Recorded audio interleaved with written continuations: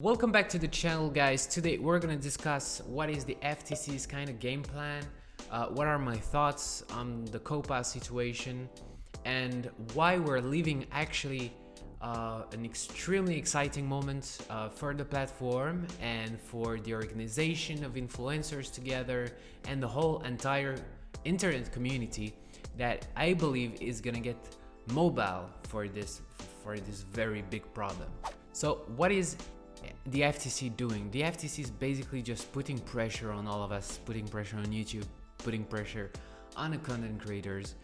They're playing a bit of a sick game with YouTube in the sense that they're saying that they're not really liable, but if they don't show that they're going after their own creators, then the FTC will be in charge of this and will shoot the fish in the barrel, like they like to say it. And this is gonna make the content creators just fly away from the platform. If they're at risk to get a trial, people are gonna stop gradually uploading content on the platform, because after being sued once and being penalized by the American law, you probably don't want to try again and again. There is so many things to do in this world, so many businesses or so much passions you can have in the real world, so you don't really need to post content on YouTube if at the end of the day it is to get sued, right? Now let's jump in the good, exciting stuff, the stuff that I personally like and I think you will love. So COPPA is a very old law. It's from the year 2000. It's to protect children, and it's been revised now, and it's gonna keep being revised because it's too old. It's kind of unclear. People are not really sure. A lot of content creators are just getting concerned with this. Because it's too blurred, because simply you need to have the knowledge of your audience, and sometimes it's hard to know if it's a lot of kids or not watching your video. You should be able to identify through the comment section mostly. But then all of this penalizing thing with being deplatformed, being sued, all of this is going to be based on assumptions, on your own assumption first, and then on the assumptions of the FTC that your content is targeted or not at children, or if it's in your intent. It's going to be very complicated to judge. So I think that this law is just not going to stay static for long and is going to change. And let's see why and who's going to have to change it. That's the very important thing about all this matter. I think the most exciting part is that all of the YouTubers and the content creators are really gonna start to talk about this law.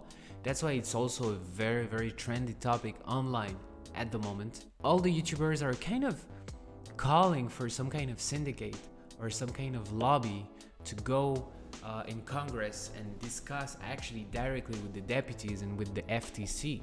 And to be honest here, who's making the law and why they're making the law? Obviously the law is made to rule people.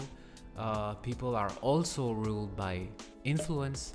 What's more important, money or influence? Obviously networking is the most important thing in your life, and the influence that you can develop is probably the most powerful thing that exists. It's, in my opinion, way above money. Take YouTube for example. They have the technology, they have all the money, a lot of money, but at the end of the day, what makes the platform is its content creators.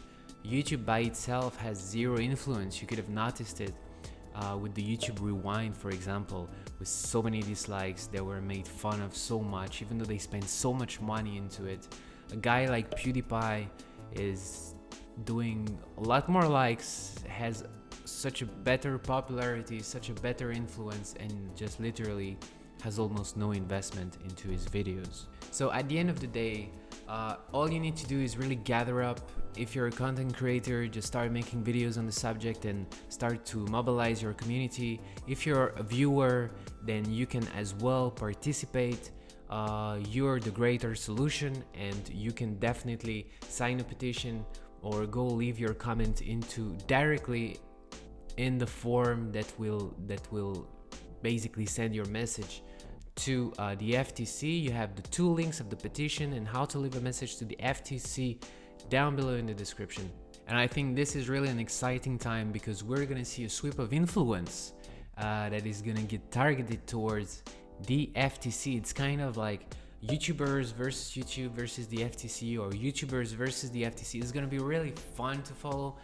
I think we can think about it in terms of a fight between David and Goliath, but at the end of the day, we don't really know who is David and who is Goliath, in the sense that all those influencers grouped together can be extremely powerful, and we're about to see what is this sweep of influence and what will be the consequences of that. At the end of the day, I would advise you to just don't stress too much about it, because the FTC has a lot of common sense, and they're gonna apply common sense at the end of the day when it's gonna be time to evaluate the intention of people. They're gonna use the common sense, fortunately.